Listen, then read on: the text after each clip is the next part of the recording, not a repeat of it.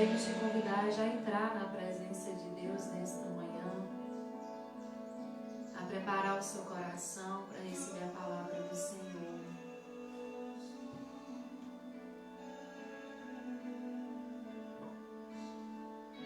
Te agradecemos, Jesus, por essa manhã linda que o Senhor nos prepara. Muito obrigada por nossas famílias que nesse momento estão se reunindo para aprender a Tua palavra.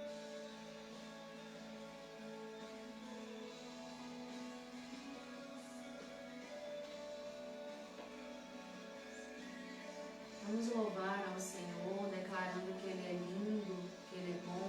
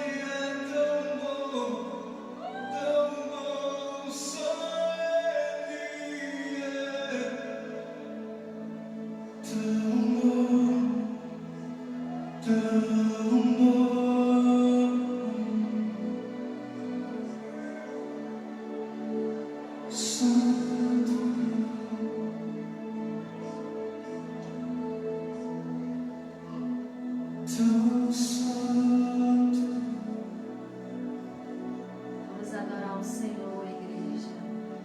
Ele está aí no seu lar, Ele está aqui na minha casa, porque Ele é onipresente, Ele pode estar em todos os lugares. Nós te adoramos, Jesus. Nós te adoramos, Pai. Pedimos que esta manhã seja uma manhã de revelação da Tua palavra. Que esta manhã seja mais uma manhã de conversão dos nossos conceitos errados. Que esta manhã seja mais uma manhã onde a Tua palavra penetre os nossos corações e nos transforme. Ó Espírito Santo de Deus, convença-nos da Tua verdade, da Tua justiça. E que nesses tempos, ó Pai, nós sejamos uma igreja atuante, forte, num mundo tão distante do Senhor. Jesus, nós queremos Te agradecer por cada família que já está se posicionando. Te agradecer pelas outras famílias que estão, ó Deus amado, se reunindo neste momento agora para aprender da Tua verdade, para aprender da Tua palavra. E Te convidamos, Espírito Santo de Deus, ensina-nos tudo o que nós precisamos aprender.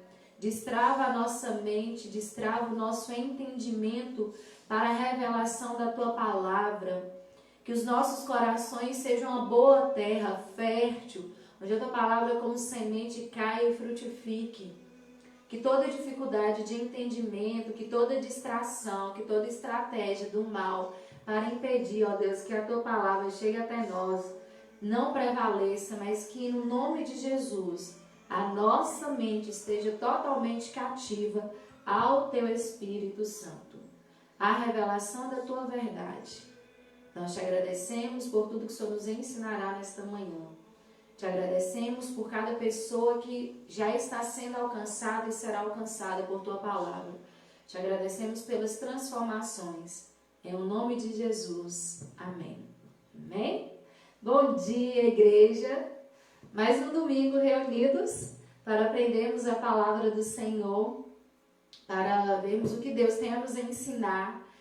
E lembrando que o nosso estudo ele é baseado no tema Família Cristã e os Desafios do Século XXI. E é uma sequência de estudos que vai tratar sobre a família no contexto cristão, quais são os ensinamentos que Deus tem para a família. E é sobre justamente isso que nós vamos aprender ao longo desses tempos. Seja em casa ou quando retornarmos ao templo, a sequência continua. Na semana passada nós vimos sobre a formação da família e os cuidados que nós precisamos ter, né? Família é o nosso Éden, é o lugar de guardar, de cultivar aquilo que é o mais precioso. E louvamos a Deus pela maneira que Ele alcançou muitos corações, que Ele nos alcançou e nos ensinou por meio daquela palavra. Hoje nós vamos ver o casamento à luz da Bíblia. Parece ser um assunto simples, mas não é. Porque existem muitas verdades e muitos princípios que estão sendo distorcidos acerca do casamento. Hoje eu estou com a camiseta dizendo eu creio, porque o casamento sim é uma instituição divina.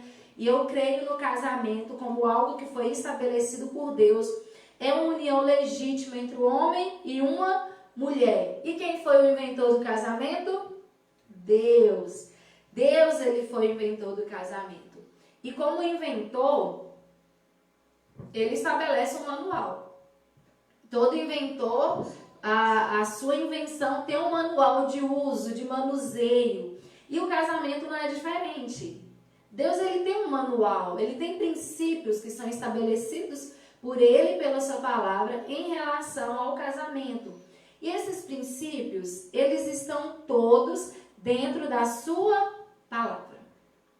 Ainda que hoje nós ouvimos, é muito comum nós ouvirmos a questão de que sim, o casamento é uma instituição falida, que existem várias maneiras de casamento, existem vários tipos de casamento. Nós vamos ver o que a palavra de Deus nos fala em relação ao que o mundo nos fala. Então nós vamos comparar e nós vamos entender que aquilo que Deus nos fala é a verdade. Aquilo que Deus nos ensina é a verdade e confronta a mentira que o diabo lança todos os dias. A Bíblia diz que o diabo ele é o pai da mentira, então ele quer distorcer a verdade de Deus.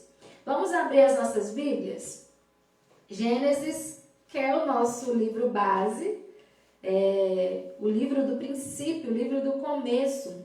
Gênesis 2, 24. E depois nós vamos lá para Mateus 19, tá? Gênesis 2, 24, lá no primeiro livro do Antigo Testamento. E depois nós vamos para o primeiro livro do Novo Testamento. Bem interessante, né? O primeiro do Antigo e o primeiro do Novo. E o primeiro Evangelho também.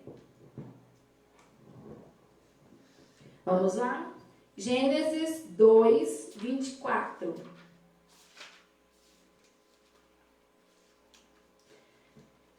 É por isso que o homem deixa o seu pai e a sua mãe para se unir com a sua mulher, e os dois se tornam uma só pessoa. Tanto o homem como a mulher estavam nus, mas não sentiam vergonha. Eu li até o 25, né? É por isso que o homem deixa o seu pai e a sua mãe para se unir com a sua mulher, e os dois se tornam uma só carne. Mateus 19. Mateus 19, vou dar um tempo para você abrir essa Bíblia. Mateus 19.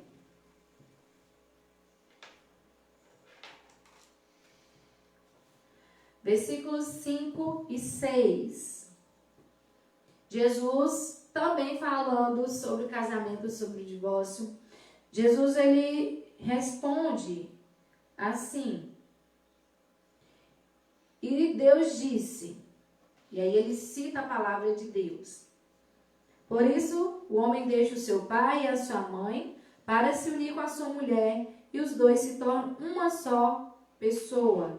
Assim já não são duas pessoas, mas uma só. Portanto, que ninguém separe o que Deus uniu. Então, nós temos aí a instituição do primeiro casamento. Sempre aquelas perguntinhas, quem criou a família? Quem criou o casamento? Deus, ele é o Criador. E a família e o casamento são criações dele. Deus foi aquele que realizou o primeiro casamento na terra.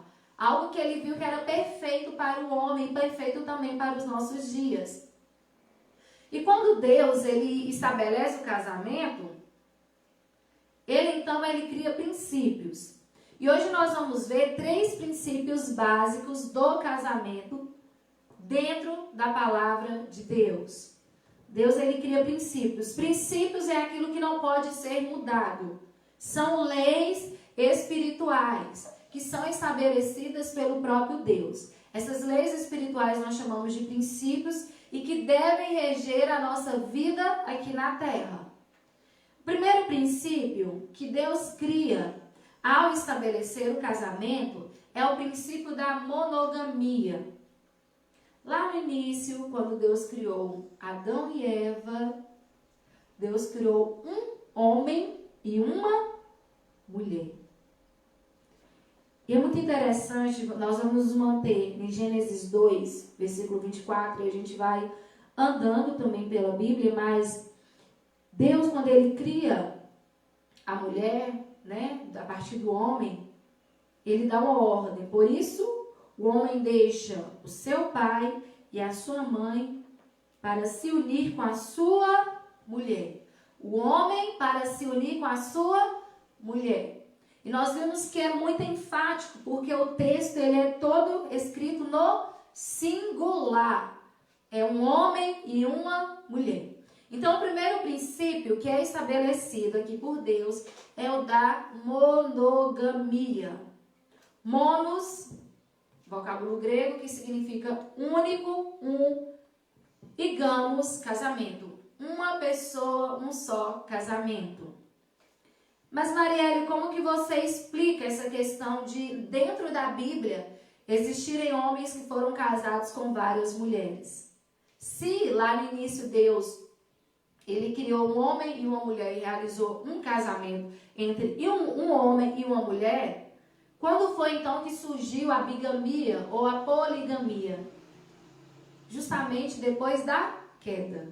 Depois da queda, depois que o homem se afastou de Deus, o pecado então entrou e a desobediência, consequentemente, começou a conduzir o homem. E a Bíblia, ela traz alguns registros da bigamia, de homens que foram casados com mais de uma mulher. Ou da poligamia, como a gente vai ver alguns reis como Salomão e Davi, que tiveram várias mulheres. Vamos ver alguns registros da poligamia dentro da palavra de Deus e as consequências que isso traz, tá? Então vamos lá. Primeiro registro já está logo no capítulo 4 de Gênesis. O homem tem a queda, ele desobedeceu no capítulo 3. Teve que deixar o jardim do Éden. E aí o homem então passou a ser dominado por suas vontades, pelos seus desejos maus. E lá no capítulo 4, no versículo 19, traz o primeiro registro de bigamia na Bíblia. Lameque teve duas mulheres. Uma delas se chamava Ada e a outra Zilá. Primeiro registro de bigamia. Lembrando que Lameque era um homem ímpio, era um homem desobediente. Então é um péssimo exemplo aqui que nós temos. A gente percebe que uma pessoa totalmente distante daquilo que Deus havia estabelecido, começou a bigamia, tomando para si duas mulheres. Então esse é o primeiro registro que nós temos dentro da palavra de Deus. E o primeiro exemplo ruim de um homem que estava com seu coração totalmente longe do Pai. E aí a gente continua alguns outros exemplos, mas eu quero aqui continuar um outro exemplo lá no capítulo 16 de Gênesis. Capítulo 16 de Gênesis. Nós temos Lameque, que iniciou lá no capítulo 4, a bigamia. Passando por Isaú, por Jacó, que tiveram mais de uma mulher. Jacó, por exemplo, teve quem? Lia e Raquel. Gênesis 16. Diz assim. Aqui nós temos o exemplo de Abrão, que ainda não tinha mudado seu nome. Sarai, a mulher de Abrão, não lhe tinha dado filhos. Ela possuía escrava egípcia que se chamava Agar. Um dia, Sarai disse a Abrão: já que o Senhor Deus não me deixa ter filhos, tenha relações com minha escrava. Talvez assim, por meio dela, eu possa ter filhos. Abrão concordou com o plano de Sarai. E assim ela lhe deu Agar para ser a sua concubina. Isso aconteceu quando já se fazia 10 anos que Abrão estava morando em Canaã. Aqui nós temos um outro exemplo de bigamia entre Abrão, Sarai e Agar. E observa que a Bíblia diz que Sarai deu Agar para ser concubina de Abrão. Aqui nós temos o primeiro exemplo de concubinato. O que é concubinato, né? Talvez você já tenha ouvido essa palavra na Bíblia. Concubina, o que é isso? É uma comunhão de leito. Algumas mulheres, quando não podiam ter filhos, elas pegavam escravas e davam para ser mulheres dos seus maridos. Então, elas dividiam o leito matrimonial. Dentro da lei hoje, né, a gente poderia chamar como união estável. Dentro da lei civil, não da lei de Deus. Tá? Dentro da lei civil seria a união estável. É quando um homem se junta a uma mulher sem ser casado. Então foi o que aconteceu. Abrão era casado com Sarai, mas no entanto se juntou também a Agar sem ter nenhum casamento com Agar. E aí nós temos esse primeiro estabelecimento do concubinato, dessa união que não existe, na verdade uma união que existe sem casamento. E aí nós temos Salomão, Davi. Eu quero essa questão de Salomão e Davi lá no livro de Reis. Primeiro livro de Reis, capítulo 3, versículo 1. Também falando da poligamia. 1 Reis, capítulo 3, versículo 1. Falando da poligamia. Salomão fez um acordo com Faraó, rei do Egito, casando com a sua filha. Ele a levou para morar na cidade de Davi, até que se acabasse a construção do palácio e a construção do templo. Então, Salomão fez um acordo com Faraó, com a nação, e se casou com a sua filha. E capítulo 11, ainda de 1 Reis, versículo 1 a 3.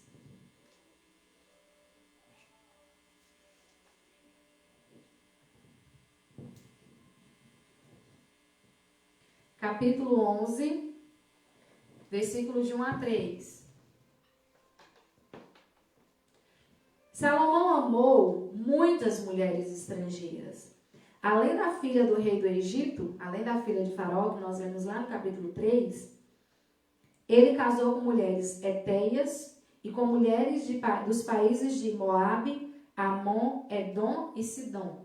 Casou com elas mesmo sabendo que o Senhor Deus havia ordenado aos israelitas que não casassem com mulheres estrangeiras, porque elas fariam que os corações deles se voltassem para outros deuses. Salomão casou com 700 princesas e também teve 300 concubinas. Elas fizeram com que ele se afastasse de Deus. Então, só finalizando essa questão da poligamia, da bigamia, nós observamos que o primeiro casamento instituído por Deus era um casamento monogâmico, e isso não mudou. Quando o homem resolveu instituir a poligamia ou a bigamia, ele começou a ter essa prática depois da queda, depois da desobediência, depois do pecado. E nós observamos que quando esse preceito, esse princípio da palavra de Deus, da monogamia, é quebrado, e nós queremos justificar isso, mas no Antigo Testamento vários homens se casaram com várias mulheres. Mas isso não agrada o coração de Deus, porque houve consequências graves a partir da quebra desse princípio. Nós observamos aqui que Salomão, ele quebrou esse princípio de monogamia e casou com 700 mulheres, 1000 mulheres Salomão teve, e a Bíblia diz que essas mulheres fizeram com que Salomão desviasse doutrinamente, o seu coração se desviou do Senhor. Sarai e Agar, ciúmes, rivalidade, discórdia, disfunção familiar. Quando Sarai percebeu que Agar teve um filho, ela começou a ter ciúmes e causou uma disfunção familiar entre o casamento dela e Abrão, a ponto dela ter que expulsar Sarai da casa dela. Eucana, nós sabemos bem o caso de Ana e Penina, a inveja, o menosprezo, tudo isso começou a existir dentro da família quando esse princípio de monogamia foi quebrado. Então, justificar que a poligamia ou a bigamia é bíblico é totalmente errado. Porque o primeiro exemplo de um casamento que temos, ele é monogâmico. É entre um homem e uma mulher. Só cabe um homem e uma mulher. Não cabem 2 homens e uma mulher, não cabem 3 mulheres e um homem, não cabe, porque isso quebra o princípio estabelecido por Deus. Quando esse princípio é quebrado, nós observamos que ciúmes, rivalidade, menosprezo, transtornos familiares e desvios doutrinários entram na família. Ainda que possa ser aceito por muitos, sabemos que isso não é aceito por Deus. Então, nós não podemos quebrar esse primeiro princípio do casamento. Um casamento, ele tem que ser monogâmico. Não cabe segunda, terceira pessoa nele. É um homem e uma mulher. Não cabe outras pessoas. Onde nós vamos vendo Deus abençoando essa questão da monogamia, reforçando isso na palavra de Deus? Êxodo. Abre comigo, por favor. Êxodo 20. Estou abrindo e você vai abrindo junto. Êxodo 20, 14. Não cometa adultério. Bigamia ou poligamia nada mais é do que adultério. Quando Deus ele estabelece os 10 mandamentos, a lei dele, dentro dos 10 mandamentos, é não cometa adultério. Tenha a sua própria mulher, ou tenha o seu próprio homem. Continuamos, vamos lá para o Novo Testamento. Tito, você vai andar um pouquinho mais para o final da Bíblia.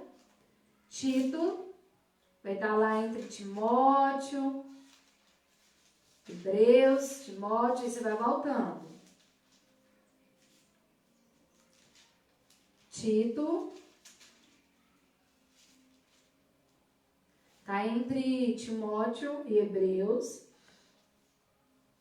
capítulo 1, versículo 3.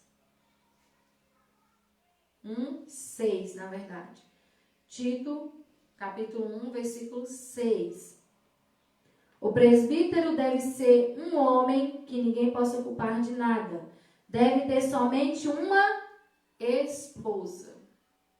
Reforçando aquilo que foi dito lá no início pelo próprio Deus. Deixe o homem a sua mãe, o seu pai, unir-se à sua mulher, a sua esposa. Da mesma maneira, nós, cristãos, deve ter somente um marido, somente uma esposa. E para reforçar a questão da monogamia, 1 Coríntios, vai voltando, 1 Coríntios 7.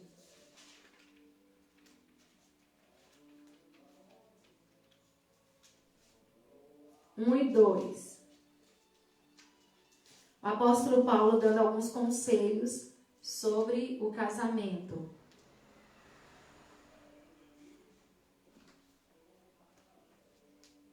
1 Coríntios 7, 1 e 2. Agora eu vou tratar dos assuntos a respeito dos quais vocês me escreveram. Havia muitas dúvidas dos coríntios, porque eles tinham um entendimento totalmente errado. Corinto era uma cidade que, principalmente, o culto aos deuses era por meio das relações sexuais. Então, eles tinham um entendimento muito deturpados, distorcidos. E aí eles escreveram fazendo várias perguntas ao apóstolo Paulo. E aí o apóstolo Paulo começa a responder alguns desses questionamentos. Agora eu vou tratar dos assuntos a respeito dos quais vocês me escreveram. Vocês dizem que o homem faz bem em não se casar. Mas eu digo, já que existe tanta imoralidade sexual, cada homem deve ter a sua própria esposa e cada mulher o seu próprio marido.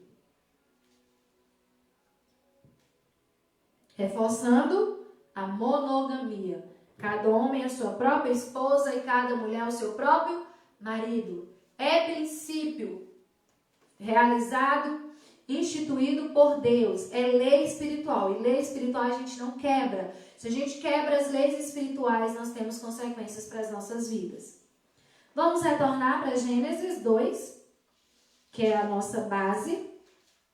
Então, o primeiro princípio do casamento dentro da palavra de Deus é monogâmico, é a monogamia. Não se justifica você ter mais de uma mulher ou querer ter mais de um homem. É pecado, é quebra da lei de Deus, tá? Monogamia. O primeiro casamento foi realizado entre um homem e uma mulher. O que passa disso é desobediência. Então, primeiro princípio, monogamia. Segundo princípio, Gênesis 2, 24. É por isso que o homem deixa o seu pai e a sua mãe para se unir com a sua mulher. Aqui nós temos o segundo princípio. Heterossexualidade. O casamento só pode existir, só tem validade entre um homem e uma mulher. Só. Isso já foi instituído desde o início. O homem vai deixar o seu pai, o homem deixa o seu pai para se unir à sua mulher. É um homem e uma mulher. Monogâmico, porque é um. Heterossexual, porque é um homem e uma mulher. É interessante nós entendermos isso bem desde o princípio, porque há muitos questionamentos no mundo moderno que nós vivemos que se tem amor, é válido. Mas Deus, quando Ele estabelece as suas leis, Ele não é regido por sentimentos humanos, porque os nossos corações são enganosos. Os nossos sentimentos são enganosos. Então, Ele estabelece desde o início aquilo que é correto para as nossas vidas. O que passa disso é desobediência. E na palavra de Deus, no hebraico, lá em Gênesis, no hebraico, Gênesis ainda, tá? 2, 28. Na verdade é 1, 28. Gênesis 1, 28. 27. Assim Deus criou os seres humanos, Ele os criou parecidos com Deus. Ele os criou homem e mulher. Deus criou homem e mulher. A palavra hebraica aqui, para homem e mulher, Zakar, macho, e Nekeb, fêmea. Foi assim que Deus criou a humanidade.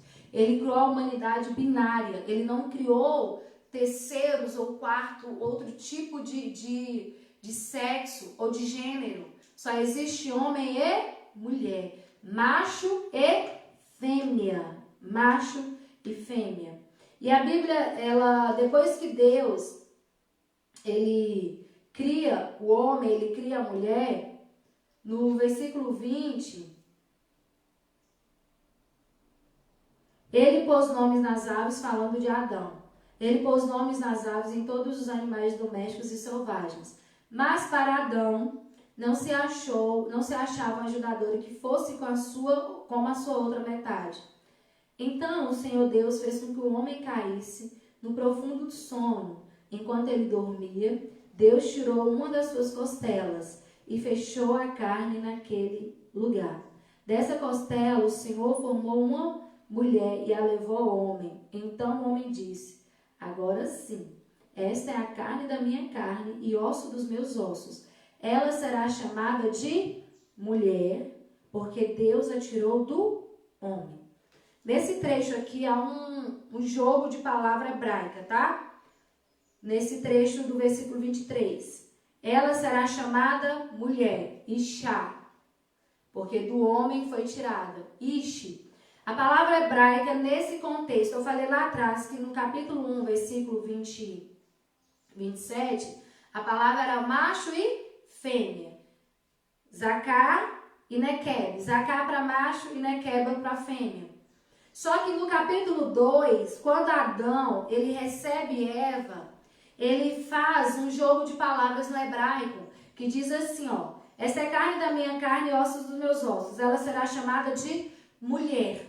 Esse mulher aí, quando Adão, ele nomeia esse ser que foi retirado dele, que foi feito pelo próprio Deus a partir de Adão, Adão chama esse ser de Ishá, mulher, que é o que nós conhecemos, e ele fala, porque Deus a tirou do homem. Ishi, homem, Ishá, mulher. Há um complemento entre essas duas palavras, Ishi e Ishá. As duas palavras se completam. E é justamente isso que acontece na relação heterossexual, no casamento heterossexual.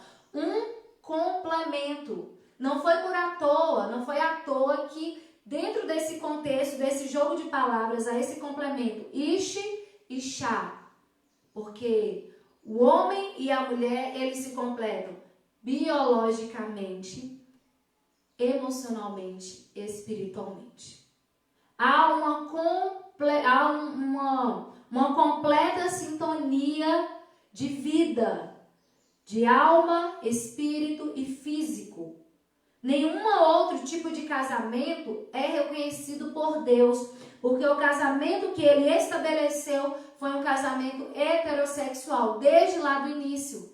Ele tirou alguém do homem que pudesse completá-lo, não apenas fisicamente, mas completá-lo emocional e espiritualmente. Então, o casamento reconhecido por Deus é um casamento heterossexual. Não é diferente disso. Mas e como que se explica as outras formas de casamento que existem? As outras formas, voltando, pecado, desobediência a Deus. A Bíblia é muito clara em não reconhecer outra forma de casamento. Deus, ele não reconhece, pelo contrário, ele abomina.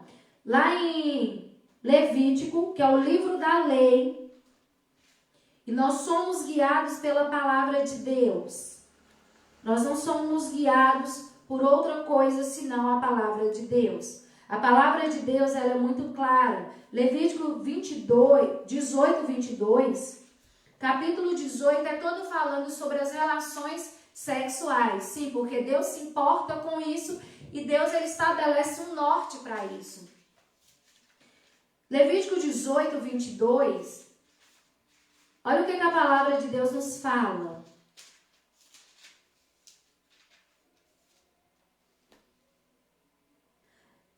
Nenhum homem deverá ter relações com outro homem. Deus detesta isso.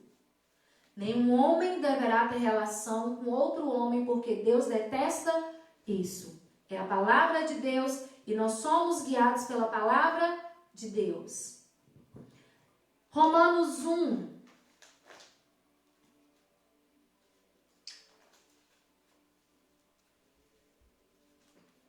Romanos 1.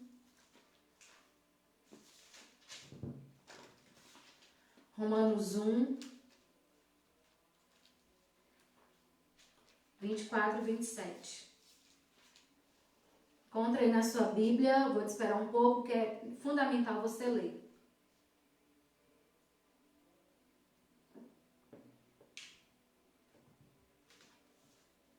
Romanos 1, 24 a 27.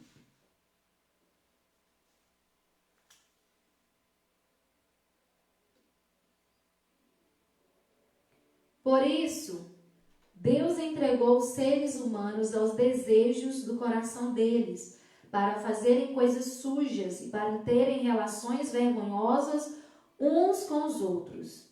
Eles trocam a verdade sobre Deus pela mentira e adoram e servem as coisas que Deus criou, em vez de adorarem e servirem o próprio Criador, que deve ser louvado para sempre. Amém.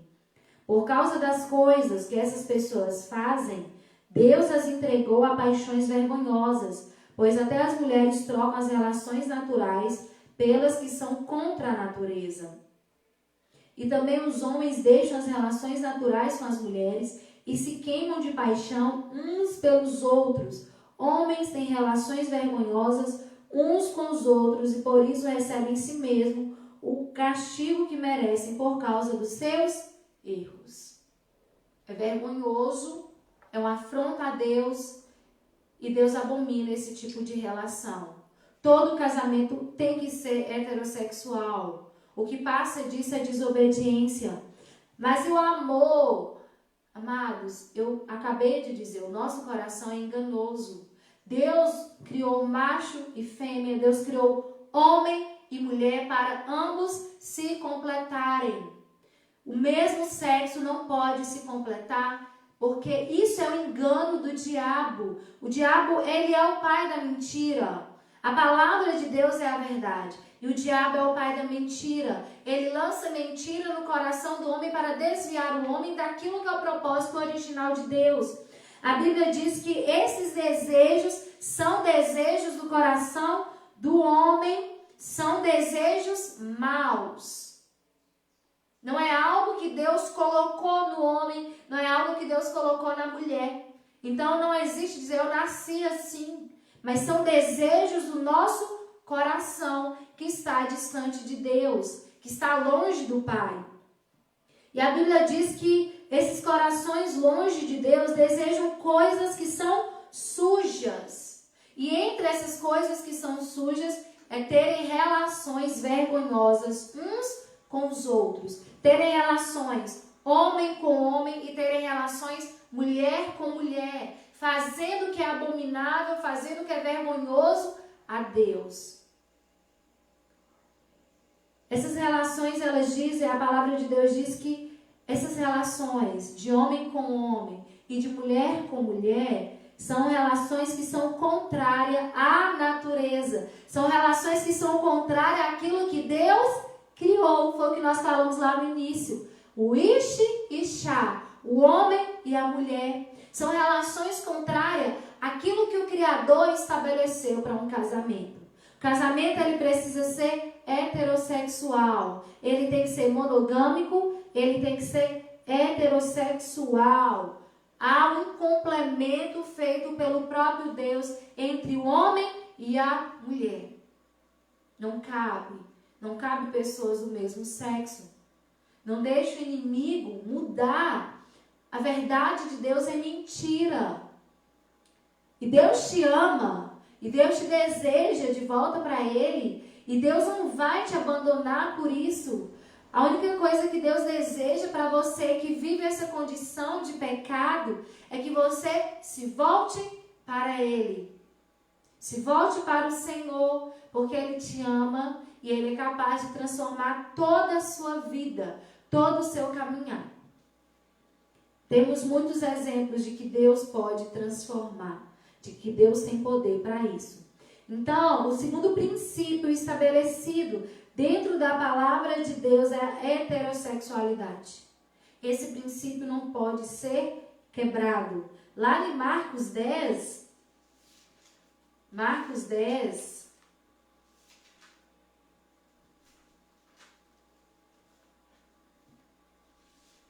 versículo 7. Gênesis 2, 24, Deus estabeleceu o casamento e estabeleceu princípios para esse casamento ser validado por Ele. O primeiro princípio foi a monogamia e agora nós estamos vendo o segundo princípio, que é a heterossexualidade.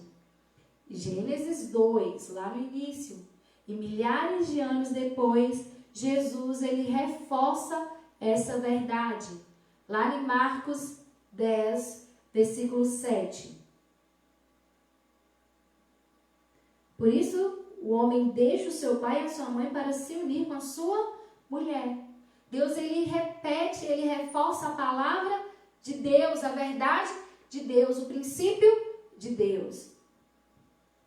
E os dois se tornam uma só pessoa. Assim já não são duas pessoas, mas uma só. Portanto, que ninguém separe o que Deus uniu. Amados, para ser uma só pessoa, precisa ter esse complemento de alma. Precisa ter esse complemento de espírito. Precisa ter esse complemento biológico. Para que essa verdade de ser uma só pessoa se concretize. Se não é assim, essa verdade de ser uma só pessoa não irá se concretizar, porque foge do princípio bíblico. E Deus não quebra princípio. Deus, ele não vai quebrar uma lei que ele mesmo estabeleceu. Ele não é o Deus que faz e desfaz. E quando ele estabelece os princípios para as nossas vidas, ele estabelece esses princípios para a nossa própria proteção, para nosso próprio cuidado. Não é uma questão de maldade, de injustiça de Deus, mas é de cuidado de Deus para conosco, criaturas dele, filhos dele. Então nós temos aí, primeiro princípio, monogamia, e o segundo princípio, heterossexualidade. Um homem e uma mulher, o ishi, o ishá, para que haja complemento de corpo, alma e espírito. E assim os dois se tornem uma só carne. E assim os dois se tornem uma só pessoa. E o terceiro princípio que nós vamos ver está lá em Gênesis 2:24. Gênesis 2:24. Volta lá na sua Bíblia. Gênesis 2, lá no iniciozinho. A criação de tudo é o nosso manual, é a direção de Deus para as nossas vidas. Gênesis 2:24. É por isso que o homem deixa o seu pai e a sua mãe para se unir com a sua mulher. E os dois se tornam uma só pessoa. E aí você vai lá na frente, Mateus. Foram os versículos que nós lemos lá no início. Mateus 19.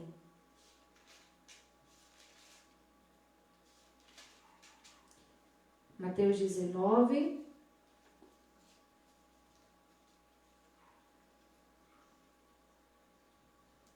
Eu quero ler o 4, 5 e o 6.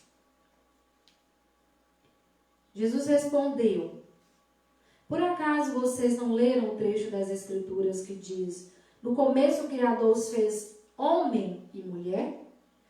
E Deus disse: por isso o homem deixa o seu pai e a sua mãe para se unir com a sua mulher, e os dois se tornam uma só pessoa.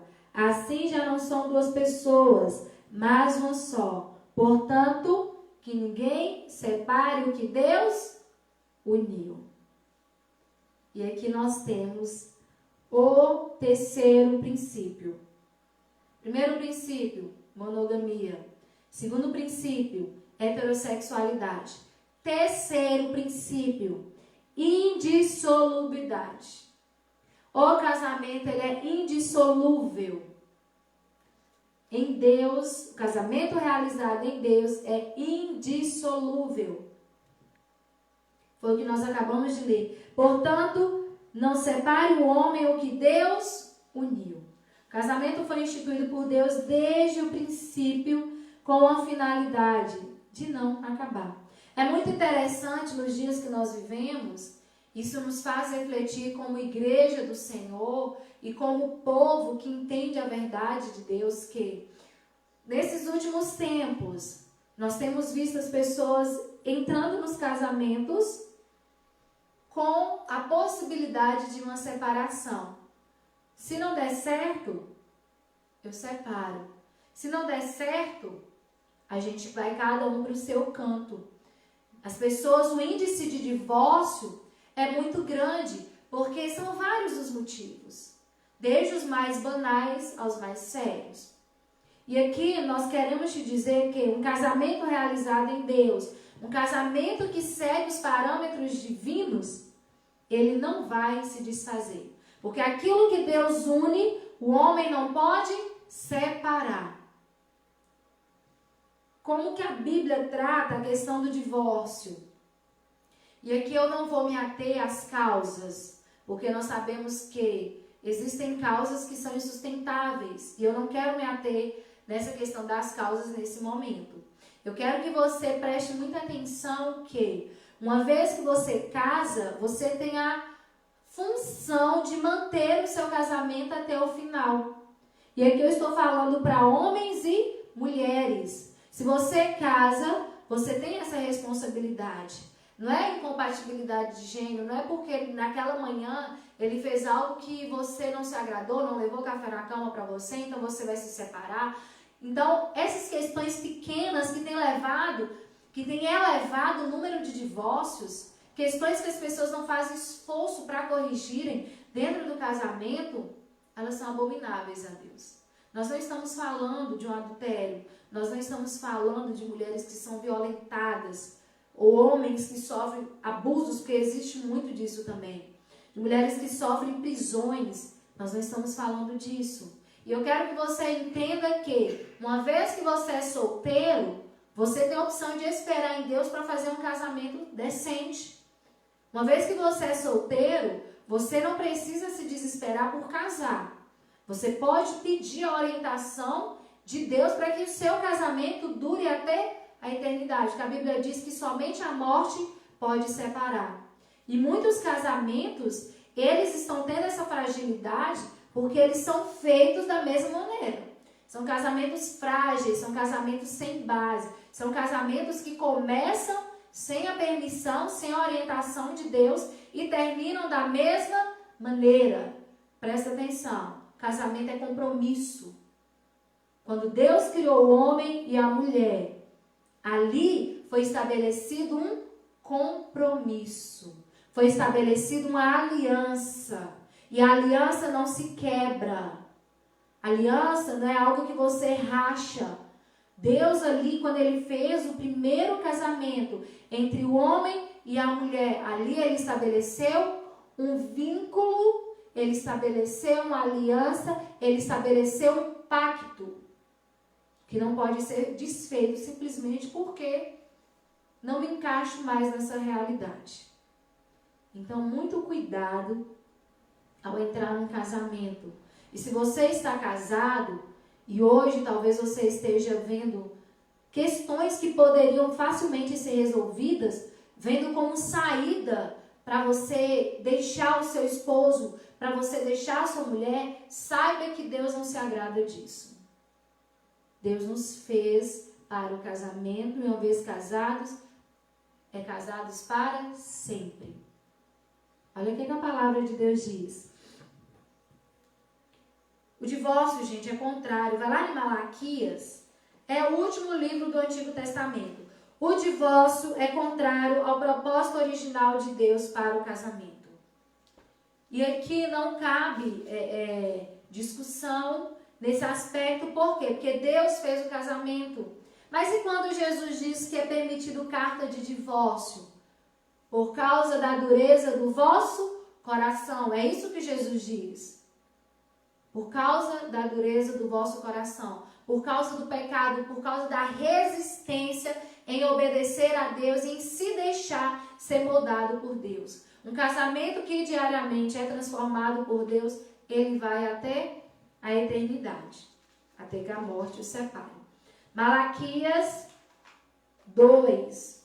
Tá lá em Mateus, acha Mateus, e aí você volta em Malaquias. Estou voltando em Malaquias. Malaquias 2, 14 a 16. Diz assim, olha. E cada um de vocês pergunta, por quê? É porque Deus sabe que você tem sido infiel à esposa, à mulher. Por quê? É porque Deus sabe que você tem sido infiel à sua esposa, a mulher com quem casou quando era moço. Ela era sua companheira, mas você quebrou a promessa que fez na presença de Deus, de que seria fiel a ela. Olha, a palavra de Deus, ela nos ensina tudo. A Bíblia é muito clara, e aqui nós vamos falar para o homem e para a mulher, porque um casamento, ele é feito na presença de Deus. Os nossos votos, eles são feitos na presença de Deus. A Bíblia diz aqui que a promessa foi feita na presença de Deus. O homem fez na presença de Deus a promessa de que seria fiel à mulher. E a mulher fez na presença de Deus a promessa de que seria fiel ao homem. Então, o casamento, antes de ser feito na presença dos homens, ele é feito na presença de Deus. Há uma promessa estabelecida ali. E aí, o profeta continua. Não é verdade que Deus criou um único ser feito de carne e de espírito? E o que é que Deus quer dele? Que tenham filhos, que sejam dedicados a Deus. Portanto, tenham cuidado para que nenhum de vocês seja infiel à sua mulher, ou seja infiel ao seu esposo. Pois o Senhor Todo-Poderoso de Israel diz: eu odeio o divórcio, eu odeio o homem que faz uma coisa tão cruel assim. Portanto, tenham cuidado e que ninguém seja infiel à sua mulher. Eu odeio o divórcio. Para quem questionava a questão de Jesus, mas Jesus diz que pode dar carta de divórcio. Mas antes de dar carta de divórcio, o profeta, inspirado por Deus, ele é muito claro quando ele vai dando as orientações de Deus. Olha, foi feita uma promessa no altar de que você seria fiel. Você fez uma promessa. Cuide para se manter fiel. Tenham cuidado para que ninguém seja infiel. Porque a infidelidade diante de Deus é algo cruel. É algo que machuca, é algo que Deus abomina. Então, o divórcio baseado no adultério é algo que Deus abomina. E quando nós estamos falando de adultério aqui, nós estamos falando de você corromper os seus olhos, você corromper a sua mente, você corromper o seu ouvido, você corromper a sua fala. Então, o divórcio é contrário ao propósito original de Deus. Mateus 19:6, nós já lemos. Ouviste o que foi dito aos antigos. É possível somente nesse caso de adultério. Mas você não precisa adulterar para poder se livrar, como alguns denominam assim o casamento, se livrar. Porque Deus fez o casamento para ser lindo, para ser perfeito.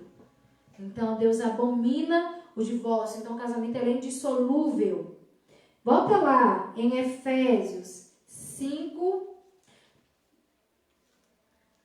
Efésios 5. Lá para o finalzinho da Bíblia. Efésios 5. 18.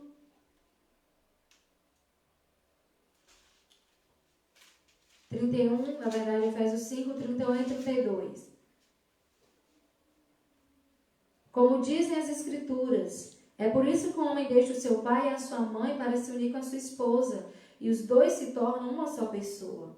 Há uma verdade imensa revelada nessa passagem das Escrituras. E eu entendo que ela está falando a respeito de Cristo e da igreja. Aqui, o apóstolo Paulo, ele faz uma comparação do casamento do homem e da mulher como o casamento de Cristo e a igreja. A igreja precisa se manter fiel a Cristo da mesma maneira que Cristo se mantém fiel à igreja. A fidelidade ao pacto que foi feito no altar, ao pacto que foi feito diante de Deus, te mantém num casamento firme, num casamento sólido. Porque se o homem e a mulher, eles têm esse compromisso de amor, esse pacto de amor, eles não vão querer chegar ao divórcio. Porque é algo que Deus abomina, Deus detesta. Provérbios 5. Provérbios 5, volta lá para o Antigo Testamento.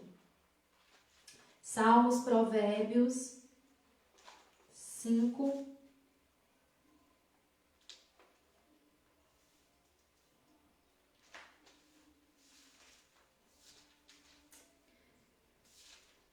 (18 a 21). Portanto, alegre-se com a sua mulher, seja feliz com a moça com quem você casou. E aí a gente pode fazer um paralelo, seja feliz com o homem com quem você casou. Amorosa como uma costa, graciosa como uma cabra selvagem, que ela cerque você com seu amor e que os seus encantos sempre o façam feliz. Filho, por que dar o seu amor a uma mulher imoral? Por que preferir os encantos da mulher de outro homem? Deus sabe por onde você anda e vê tudo o que você faz. Se satisfaça com a mulher que você escolheu para casar. Se satisfaça com o homem que você escolheu para casar. Não é tempo de trocar, né? O troca. Isso desagrada plenamente ao Senhor. A Bíblia diz que Deus sabe por onde você anda e vê tudo o que você faz. Tudo que você faz, tudo que você pensa, tudo que você fala. Cantares 2, um livro romântico, um livro de amor. Cantares 2, 16. Só a parte A, só o primeiro período. Cantares 2, 16. O meu querido é meu, ou eu sou do meu amado e eu sou dele. O meu querido é meu e eu sou dele. Casamento dentro da palavra de Deus, ele é indissolúvel. Há muitas pessoas que estão, me apaixonei por outro, me apaixonei por outra, o casamento esfriou. Mas Deus é aquele que pode fazer nova todas as coisas.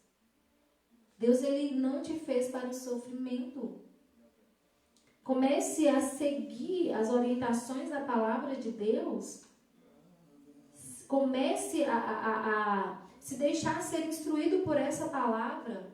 Talvez o seu casamento neste momento esteja sendo um dos piores. Mas eu quero te dizer que o Deus que nós estamos pregando, que o Deus que nós estamos falando, é o Deus que faz nova todas as coisas. 2 Coríntios 5,17 diz que eis que faço nova todas as coisas velhas já passaram e tudo se faz novo. Em Deus todas as coisas podem se tornar novas.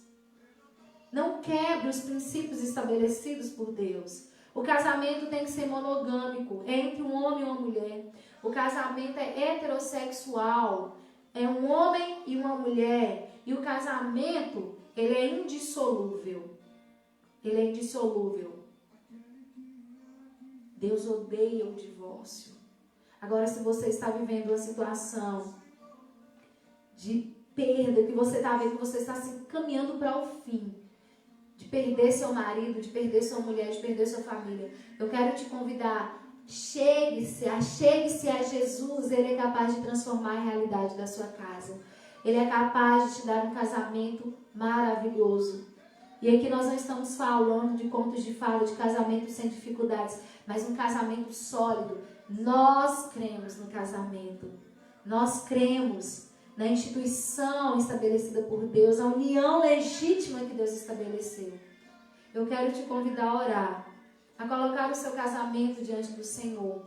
E você, que já tem seguido esses princípios da palavra de Deus, eu quero te convidar a pedir ao Senhor para que o seu casamento seja referência de um mundo perdido, para que as pessoas voltem para o Senhor. Coloque o seu casamento diante de Deus, coloque o seu marido diante do Senhor, coloque a sua esposa diante do Senhor.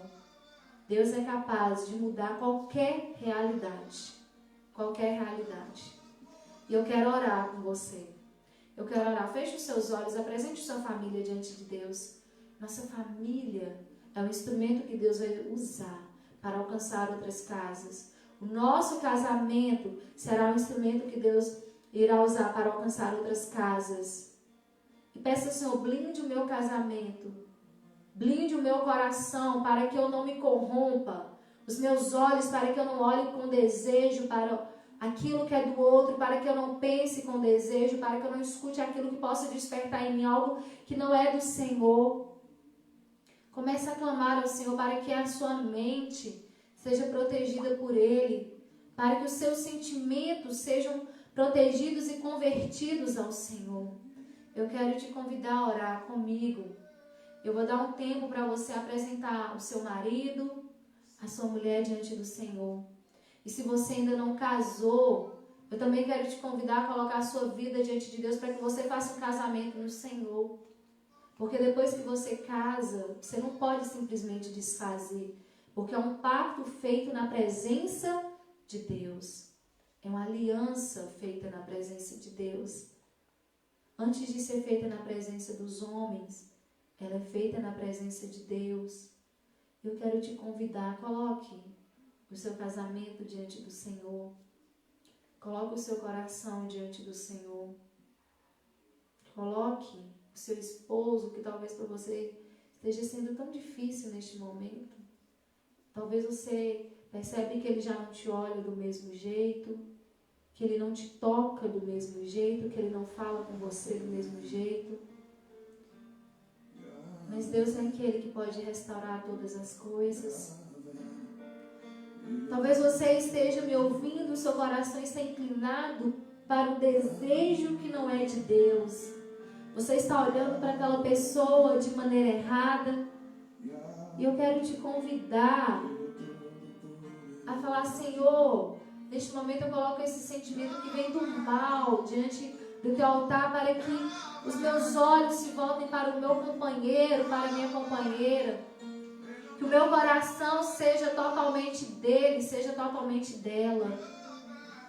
Deus, que tudo aquilo que tem atraído os meus olhos e que não é meu, eu quero pedir ao Senhor, conserte a minha visão neste momento, Deus. Se o meu coração estiver sendo atraído por um homem ou por uma mulher que não é o meu marido, não é a minha esposa, eu quero pedir ao Senhor agora perdão e pedir ao Senhor que esteja neste momento restaurando a minha visão. Deus, eu quero que o meu casamento seja tudo novo. Quero que você que é solteiro, ore comigo, Pai, que no tempo do Senhor, o homem que o Senhor estabeleceu para mim seja trazido por Ti. A mulher que o Senhor estabeleceu para mim seja trazida por Ti, para que nós nos complementemos, para que nos completemos e que a nossa casa, que o nosso casamento seja feito primeiramente em Ti, para que nós cumpramos os Teus princípios, a Tua lei. Não se apresse em casar, não se apresse em entrar em um relacionamento que não tem a aprovação de Deus, que não tem a aprovação de sua família. Descanse no Senhor.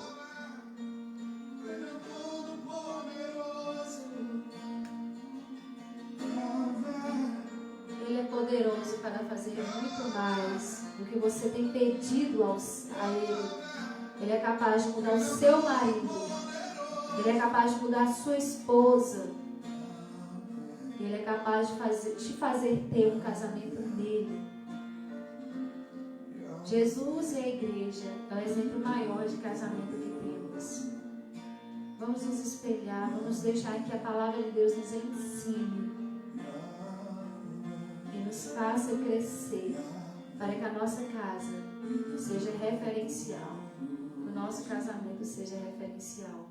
Que Deus te abençoe e que Deus me abençoe, porque como igreja do Senhor, nós da Igreja Batista, nós cremos no casamento, nós cremos na família. Que Deus nos abençoe. Amém? E assim nós encerramos mais um EBD e pedimos ao Senhor que cada dia nos ensine e transforme as nossas casas.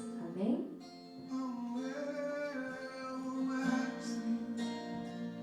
Eu sei.